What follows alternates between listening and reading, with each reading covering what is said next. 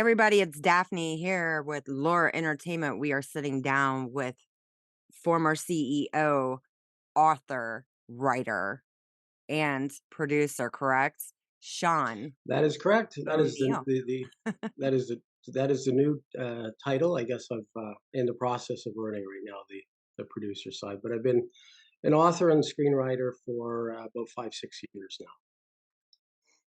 So, is there anything new that you're working on? You working on anything right Yeah, now? I've got a couple things. So on the film front, my book, The Chosen, which I published, I guess about 2 years ago or so. I wrote the screen adaptation for it last year, and it has done extremely well on the film fest screen circuit. So I decided to take it the step further and begin the process of actually producing it. So we're at the final stages of pre-production. We're out doing the financing pitches right now.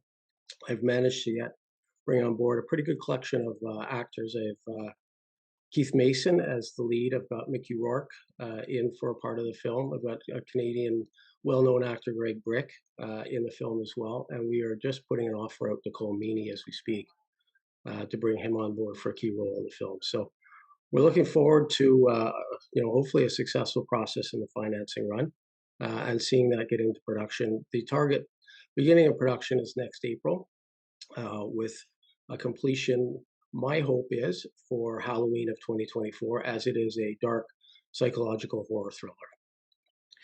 And Wow. on the novel side, I am just wrapping up my 14th novel. This one is a little bit different than my previous ones. It is a erotic romantic thriller set in 1953 post-war Tokyo, Japan. So I've got a few things on the go, I guess you Wow. could say. What's your favorite genre as far as your writing?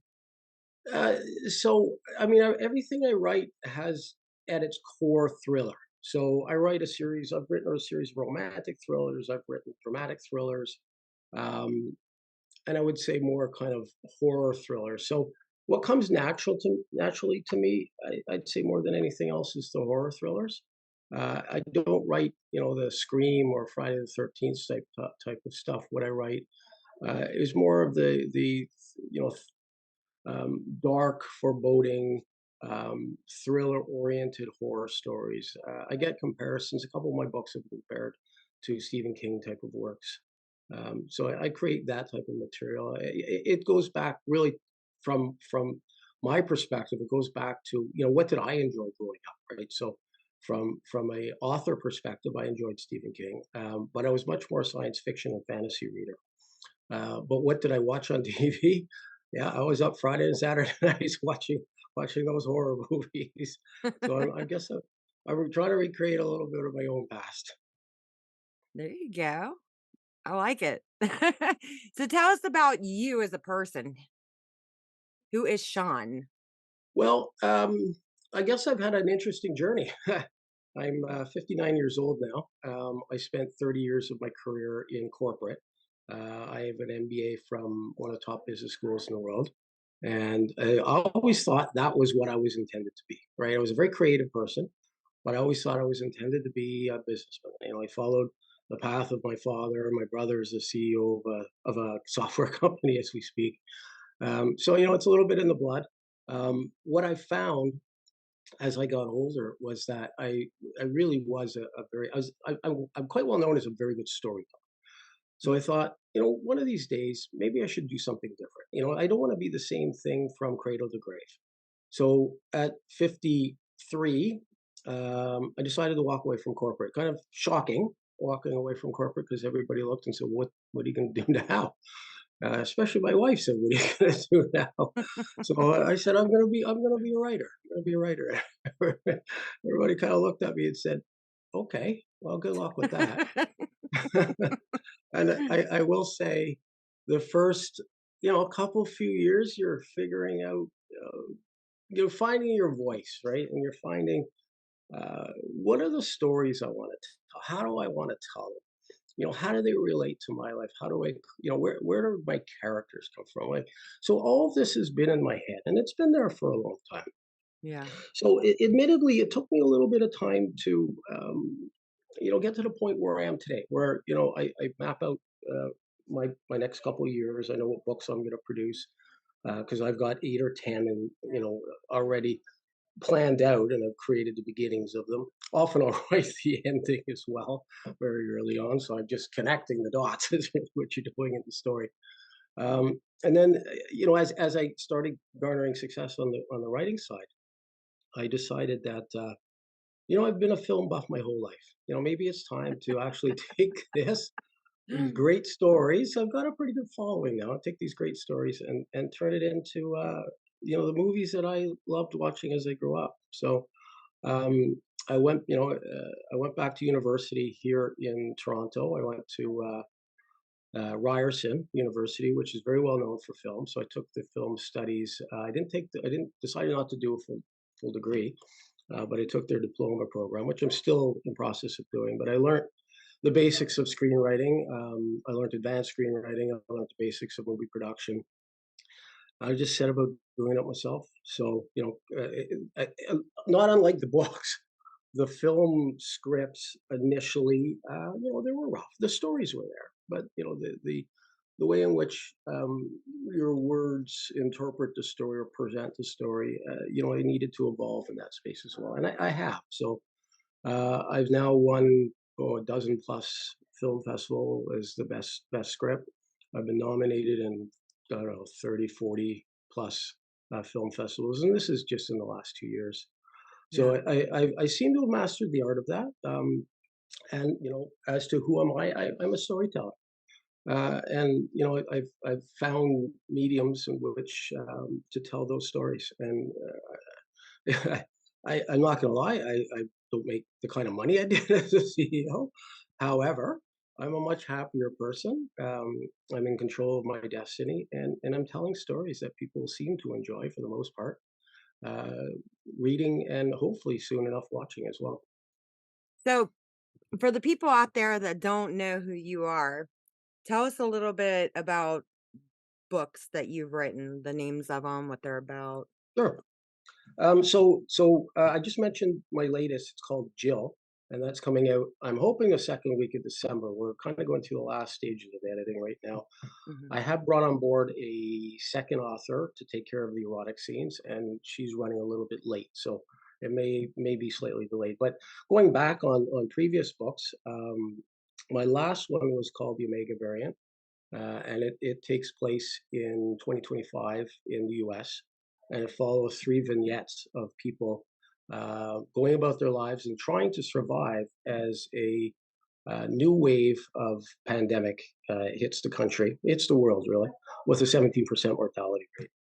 And really, what the book exposes is the fact that the country has become very polarized. And what you see with the challenge of such a horrendous event, it pulls the left and the right even further apart, and the country descends into the initial stages of a full blown civil war. So that's kind of that one gets compared to King all the time in the style of writing and style of the story. I have a series called the Judgment Day series, which again is that psychological type of horror.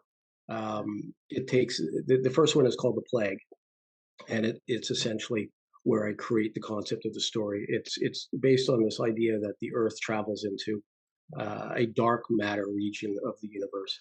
So I have also have somewhat of a scientific background, so it plays into some of my stories in my novels as well. So the plague is where this whole concept starts, and then it plays out sort of in uh, not perfectly in parallel, but slightly offset in parallel of Demons, the Judgment Day, and then the third one, which takes place in of all places, Las Vegas, Sin City. Where else would you want to be for Judgment Day than Sin City? So I really enjoyed that book because yeah, again, my books have a little bit of my character in them, of course, the creator. And that one was fun to create a lead character that had many of my own personal flaws in it. I won't claim to have been a saint my entire life, so there are some history and stories there for you. Um, Nobody's really a saint their whole life. no, no, They you can know, try, but, that well, just never happens. no, it doesn't. And so what's interesting in being able to write is you can tell your own stories through it. Being open to telling this story, which I do. I've actually spoken on radio and broadcasts and so on about the fact that I lived through an addiction, a pretty bad one. Yeah, And I came to the point where it was continue and die, or find my way out of the hole. So when I write these characters that have um, character flaws, they have challenges, they have really the idea of the book Demons was we all have demons inside us, right? What does it take for them to take control? I mean, that's kind of the tagline. And I know my demons yeah. did take control for a while. Here I am, completely clean, completely kicked it. I do speak about it publicly, in efforts to help those who are challenged with addiction find a way out of it. So in my case, it was sensibility, friends, family, more than anything else, the strength of my own family that made me want to, go the right route. So I get to tell my story in other stories. It's never fully me, but always a bit of me. That's crazy. Oh my god. Yeah, Wow. yeah. So It's, where it's Go ahead. I was gonna say it's a crazy world, right? And the fact Yeah. is, I think I was on Nick Brack's program the other day, and so he was talking. He does a lot of podcasts on, and this one actually aired on the Australian radio on addiction and the battles of mental health. So mental health plays a role in what I write and what I express, and I like to look at it as allowing people to say it's okay to say I got a problem, right? It's okay to say, hey, look, maybe I need some help here, because when you do, that's where you find your way out. And, I don't want to make the story all about that, but I Yeah. mean, it's certainly an element of how did I get here from where I was. That's all part of the path that I took unwillingly or unknowingly, I should say at the time, Yeah. right? So, where can people buy these books? Where are you Well, selling 'em? So I focus on I am in some Canadian bookstores. What I found about bookstores is it's, there's a pain. There's a lot of overhead on this, and I elected not to go the publisher route. At first, I didn't have a choice. I Mhm. do now, but I've decided to stay um, with self-publishing, and I'm 100% on Amazon. I'm not going to sit here and say Amazon's the greatest place in the world. There's challenges working with them. However, of the options out there, they are, in my opinion, they're the best one. So I'm Amazon has 100%. everything. It, Everything. It doesn't it, it, matter.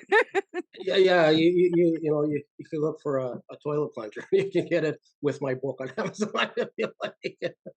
I mean, that place, they've just evolved out of nowhere, you know what I mean? Because they weren't here, Yeah, and then all of a sudden they came here, and then boom, now they have literally everything. There is not one thing you cannot get on Amazon. yeah, and quickly, right? Right.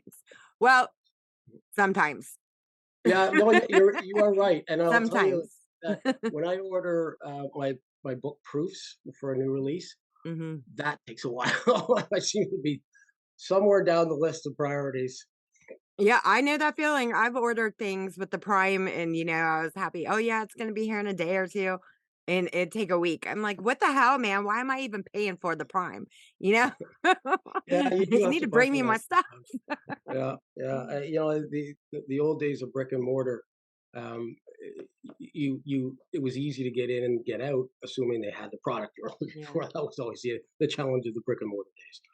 So I do centralize on Amazon for a variety of reasons. If you want to be on Kindle, Amazon makes you solely use Amazon. So I can't be on Kobo, I can't be on Barnes and Noble, so I can be on Kindle. So my sales What about were Audible?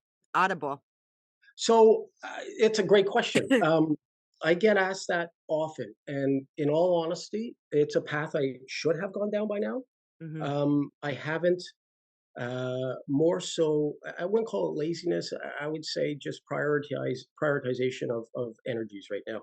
Um, it is somewhere I'm going to be going.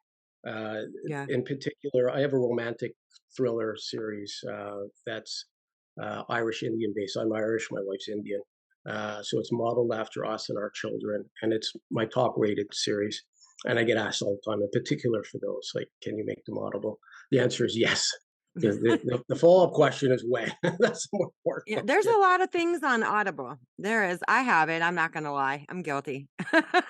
Well, it's easy. It's funny. I have a very good friend of mine who's a best-selling Canadian author, and he and I are actually collaborating, or starting to be the beginnings of collaborating on a book for next summer or next Yeah. fall. Um, and he keeps saying, I keep saying, well, you need to read more of my stuff as we get closer. And he keeps saying, well, can't you get it on audiobook so I can start listening to it in the car? I go, yeah, it's a valid point, right? It's the way in which some people digest Well, their reading. yeah, yeah. I mean, that's part of the reason, like, I've been doing these interviews, God, in a bunch of different segments for a while. And I was thinking, because I end up doing the same thing, listening to stuff if I can't watch it, or, if I don't have time, because I'm always working. So I'll sit there and listen. And when I decided, God, it's been almost a month now, just to go ahead and launch them with the audio, as far as putting them on Spotify and iHeart and Amazon and Apple, and there's more that it links to that Mhm. I'm not even aware of, you know what I mean? Oh, I'm But sure there's many I don't know about as well. yeah, because the interviews, I mean, they're very helpful, especially when we're in the film industry and we're talking about, one, people don't even realize we're dropping in potential casting calls, you know? I hear And you. we are helping because we are giving our own experiences, our own stories, advice for aspiring people, putting that information out there. And I feel like everybody needs to be made aware of, the reality behind what it takes to make these movies.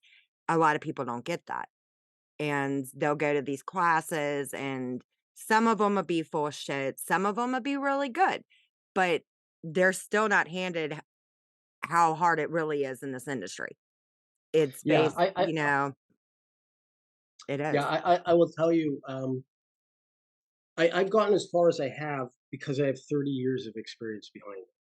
So, Yeah. I'm a former CEO. I've been a senior executive for a number of companies, so I know how to work my way around these things. Mhm. It's a tough. This is the toughest industry I've ever experienced. It's very difficult to get a foothold. Um, there's a lot of who you know. There's a lot of connections. There's a lot of relationships that I'm building. I have my old ones, but they're not that helpful in this world because this is an entirely isolated world, as I've discovered. No, Mhm. it just makes me wanna try harder. I can imagine coming out of film school at 25 years old. You got a tough haul ahead of you. I'll just, in my opinion, I'll just say I that. didn't go to film school. That's the one thing I did not do. I went to 6 years of college for something else. I took 2 years medical, 4 years criminal justice, and that fell through when my youngest daughter was sick, and they couldn't figure out what was wrong with her.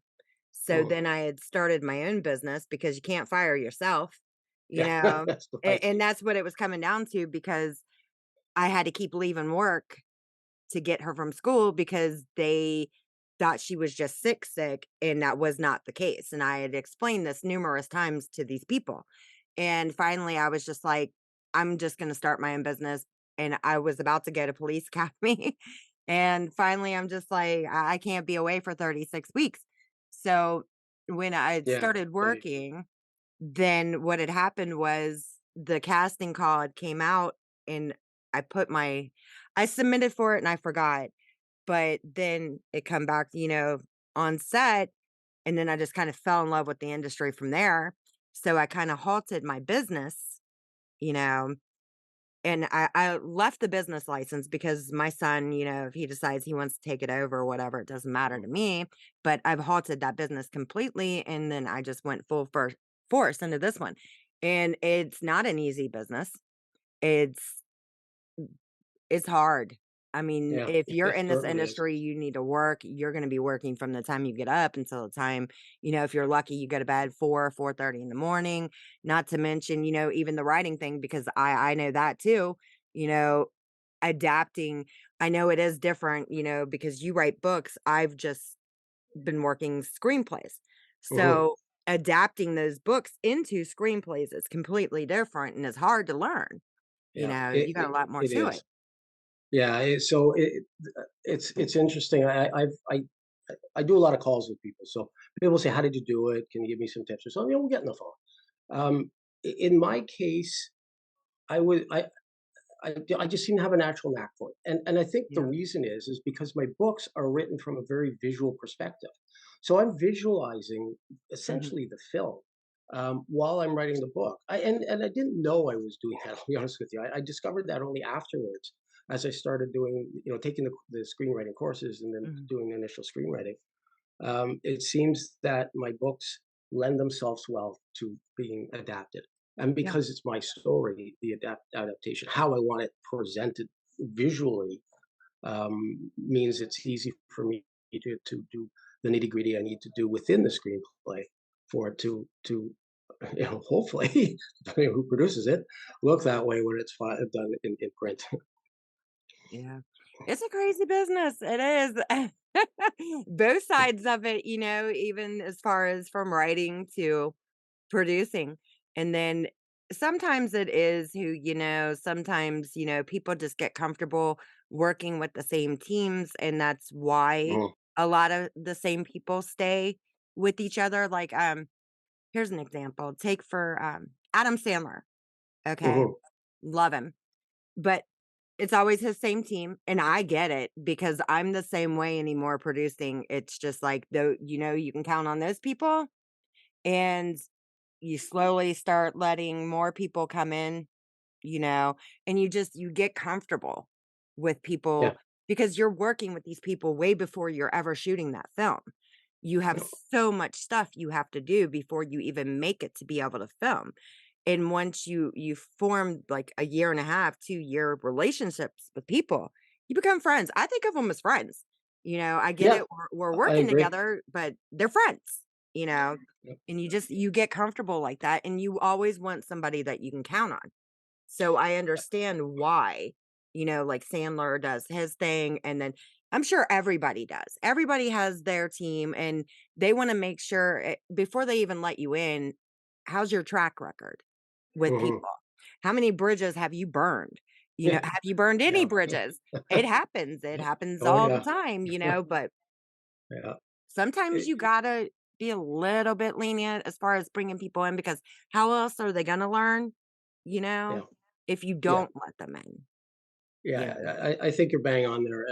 It's interesting. In effect, that's what started to happen with me as well. So, yeah, I've got a local Toronto-based director that's part of the crew for, The Chosen, and I've been working with the lead actor for over a year now.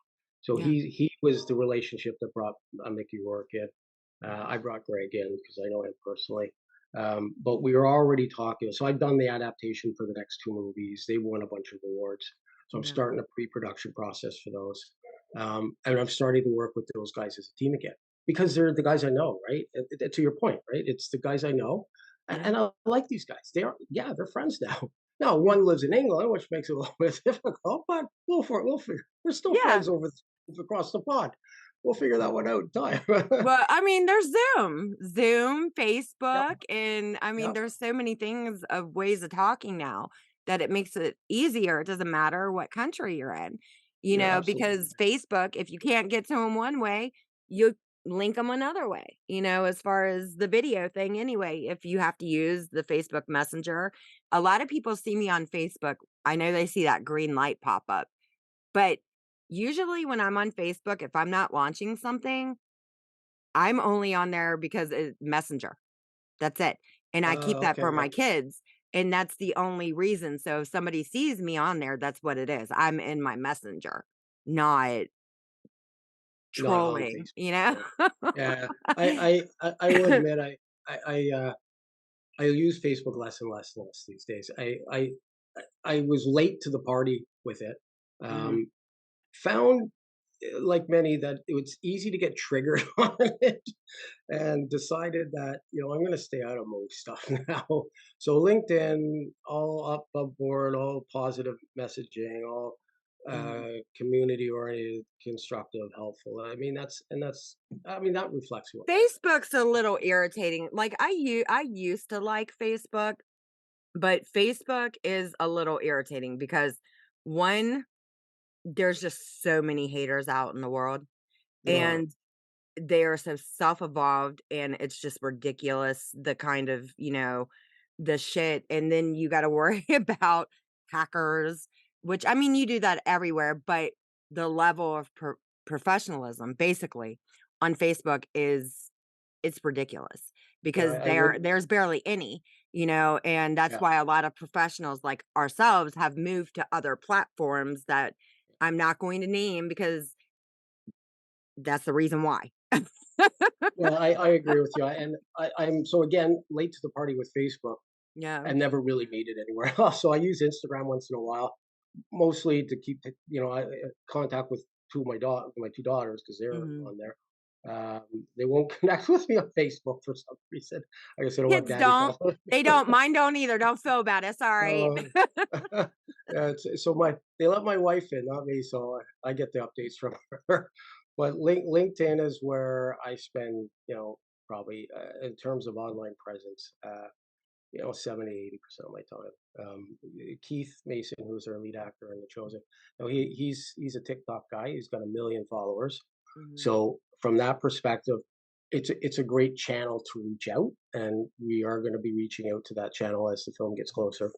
But I don't have the patience or the stamina to try and, or the, oh well, see, well, the lack of professionalism to try and build that kind of a network on Yeah, a you always personal. have to stay clear of that. I mean, it's just I don't know. I think I just get annoyed anymore by the social media. I really do. I don't know why. I used to like it, but you just see so much bullshit. It's It's all always like bullshit. that. Yeah, it's all bullshit now, and it's unfortunate because it's a lot of people can't see truth from bullshit. So it's there, in my opinion, and again, I Mhm. speak to that in some of my books. The destruction of truth, and the ramifications of that. So there is no more source of truth. Like, somebody can say the sky is green now. You say, well, no, it's blue. No, no, no, it's green. I thought these people have said it's green. Like, wait a Oh second, my god, yeah, we I can't I even know read them. exactly what you're saying. I have to get on to my daughter, not my youngest one of my older ones, because every single time that girl needs some information, she's like, "Well, I heard this in my Facebook group," or "I heard this." I was like, "You can't even believe everything you friggin' pull up on Google because some of that shit is not true." I Yeah, was like, "So get it straight, read a book." You might learn yeah, a little bit more than what some of these idiots are telling you, or even what was placed out on Google. Get your facts yeah, yeah. Facts is from a a book. facts is a difficult word these days, and the Oh my reality is God. they want instant uh, gratification, perhaps is a loose Hmm. term, but they don't want to have to go to a book and read something to find something out. It's easier if I go to Facebook or go to Google. What is this? Blah, blah, blah. And whether I get truth or not doesn't matter. I get an answer. And if I don't have a deeper, richer background in terms of my understanding of the world, of communities, of politics, of business, and so on, then it's easy to be fooled. Now, if I spent 30 plus years Hmm. reading, traveling, listening to people's opinions and stories, it's harder to fool me. Not that it can't be done, but at least I have a background that allows me to say, "Oh, wait a second. I don't know if I that doesn't seem sensible to me, right?" And I think that's what's lost today. It's laziness. And I mean, let, let me give you a for instance. Okay, it was about a week ago, and my daughter was on her calculator um, for school, math. And I'm like, "What are you doing?" And she was like, "Well, we can use the calculator to figure this out." I was like, "What the hell happened to math, man? Back in the day, I swear to God, I come home and this is no shit every day because I was an honor student. So books, stacks of books, this big. and I was doing homework from the time I went in until 1 o'clock in the morning. We had to do it all by hand. And then the math, the way they've Mhm. changed the math now, I mean, say 300 plus 10, 310. Okay, it's not that anymore. It's 3 0 0 0 0 0. You know what I mean? Then you Yeah. minus, and then I'm like, what the hell is that? If you just write Yeah. the shit on paper, you might figure out the answer. I don't believe Yeah. in that, you know? Yeah. I like I refer to it as new math. Oh my God. I just, it's not even math. It's some made up bullshit to take up more time because, you could have just told them the answer's 310, you know? Well, I guess they're trying to teach the logic behind it, but there's times in life you don't need the logic behind it. You just Right? need a methodology for doing it. Yeah. It's so crazy. I swear, I don't understand some of I just don't understand. Me, I'm old school, so I'll tell her, like, "You're gonna have to learn how to do that, you know? You need to learn regardless of that calculator. I'll take that calculator and smash it with a hammer before I let you use it." Yeah, my kid, it's funny because 'cause they'll say, "Daddy, what's this divided by this?" And boom, comes right up, right? I don't need to look at anything because I spent most of my life doing it like that. Yeah. And they go, "Well, how did you figure that out?" I go, how could you not figure that out? I mean, Right. it's not that hard. Oh God my forbid goodness. that something should happen and that all technology should disappear because they're gonna Right. have a hard time. Actually, I wrote a book about that. It's called Love in the Time of EMPs. It's about a pulsating solar flare that burns out Earth's technology, and it's about how a group of 18-year-olds from the barrio in New York make their way across the country on old school motorcycles, pre fuel injection carburetors, because they won't burn out in an EMP blast. And it's but they're a different generation than my generation of kids Yeah. here, because they actually make it there. My kids Oh, they will know where to protest stop. if they lose that Snapchat. Yeah, that's right. I'm Yeah, telling we'll wait till all the cell towers are burned out and power's burned out. Yeah, and I don't think anybody here even knows how to start a fire from scratch. right? We do. Yep. Oh yeah. Yeah. And I We tried to got it teach covered. them. Oh, no, it's just living in a crazy world, man, I'm telling you what. Oh my goodness. No And I offense to get everybody out there, don't cry about it, we're just kidding, goddamn. Okay. I get the pleasure of writing about it at least. So I have my therapy. I hear you. All right, so we are gonna wrap this up. I'm definitely gonna tell you, thank you, Sean, stay on, um, after we're done, for Thank coming you. on, and thanks everybody watching. Happy Thanksgiving. Stay safe, be careful, don't drink too much. Bye.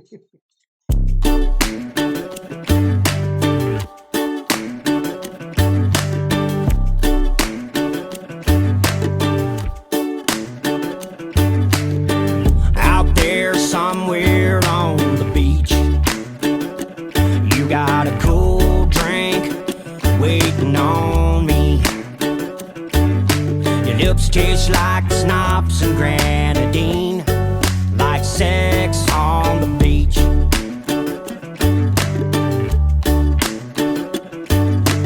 We go back, we got history. Sex on the beach. Pour me a double shot of Tito's in my glass. Sex on the beach. Let's put our toes in the sand. I sip and a kiss in. Sex on the beach. Just you and me.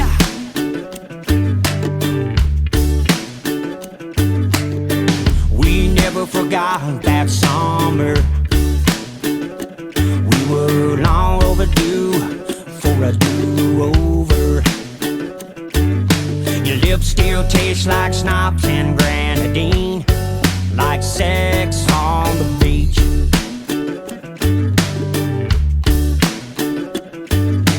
We go back, we got history.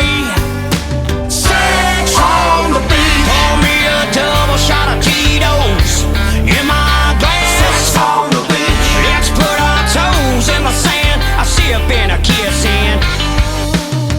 Too young to ever be lovers. Too young to